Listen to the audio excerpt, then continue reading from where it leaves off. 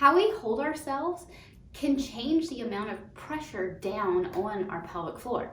So I've seen this a lot with prolapse, or even pelvic floor issues like leaking, where someone will put tremendous amounts of pressure down because of how they are holding and controlling their rib cage and the pressure that they're generating. So if we can work on changing that pressure, then we can work on being able to help their pelvic floor from the top down. Right. So one of the common cues for aligning the diaphragm with the pelvic floor to help for that great function of the diaphragm working with the pelvic floor is to bring the ribs down in the front. So having that rib cage on pelvis alignment. Now what ends up happening with that is people will often grip their ribs down to bring that into alignment, creating more of like a lower belly pooch, and creating a lot more pressure down. So they will use those upper abs to kind of grip, and they will end up putting pressure down on their pelvic floor. And that can actually be really bad. And they may notice even an increase in symptoms, more lower belly pooching, more cinching in the middle, because their kind of upper abs are just running the show.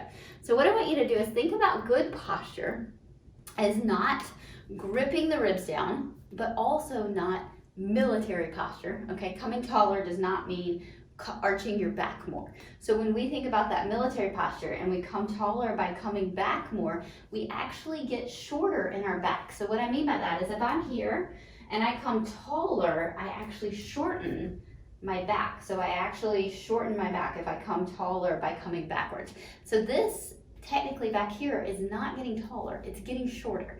So what I want you to do when you think about coming taller to relieve pressure off of those organs is I want you to think about coming taller equally from the front and the back. So coming taller where you come up equally, taller from the front and from the back. So you kind of stretch up a little bit and then stack those ribs over that pelvis for that alignment, because essentially that's just meaning that you're not hinging back, really arching your back, okay?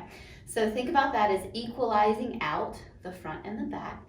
And when the front and the back are equalized, that means the diaphragm is equalized more on the front than the back of the pelvic floor as well, which then helps that function. It does not require any gripping, more just a coming taller, a little bit of cueing, a little bit of subtlety with that posture to help relieve that pressure. So that is your challenge. See if you can come taller without arching backwards, and see how that feels when it comes to pressure down on your pelvic floor.